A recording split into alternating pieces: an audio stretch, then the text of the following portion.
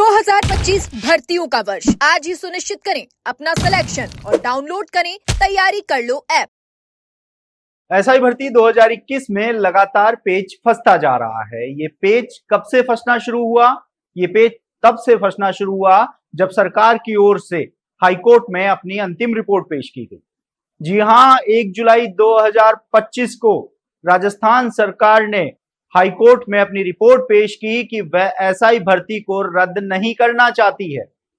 इसके साथ ही उन्होंने ये भी कहा कि इस भर्ती में ऐसे कोई भी तथ्य नहीं मिले हैं जिनके आधार पर इस भर्ती को रद्द किया जाए। यानी कि इसका मतलब साफ है कि भजनलाल सरकार ने एसआई भर्ती को हरी झंडी दिखा दी। हालांकि पहले हुई सुनवाई में हाईकोर्ट ने सरकार को साफ निर्देश दिए थे कि वह भर्ती पर कुछ भी फैसला ले सकती है, लेकिन उसने जो फैसला लिया उस फैसले की वजह उसको कोर्ट में बतानी होगी और सरकार ने वह वजह भी कोर्ट में बता दी है।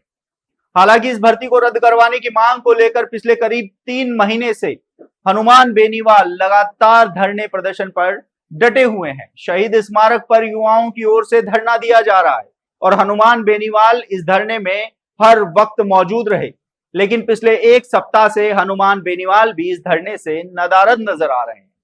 तो वहीं हाईकोर्ट में हुई पिछली 2 सुनवाइयों में कैमरा ट्रायल हुई और ये कैमरा ट्रायल क्यों की गई है, इसकी वजह साफ है कि अब इस भर्ती की सुनवाई में क्या हो रहा है ये बाहर नहीं आना चाहिए। हालांकि जब एसओजी के एडीजी वीके सिंह हाईकोर्ट में पहुंचे थे तो उन्होंने मीडिया से बातचीत करते हुए कहा था कि एसओजी की ओर से क्या कार्रवाई की गई है ये बात उन्होंने कोर्ट में रखी। वकीलों ने भी जो कोर्ट में सुनवाई हुई थी उसके बारे में जानकारी दी, लेकिन जब आरपीएससी की ओर से अपना तथ्य प्रस्तुत किया गया उस दौरान वकील भी कुछ भी कहने से बचते हुए नजर आए।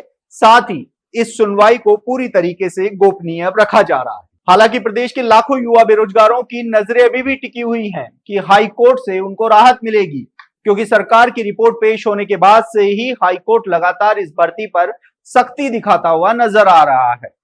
ऐसे में अब 22 जुलाई को इस भर्ती पर सुनवाई होनी है। हालांकि अभी भी कैमरा ट्रायल के तहत इस मामले पर सुनवाई जारी रहेगी।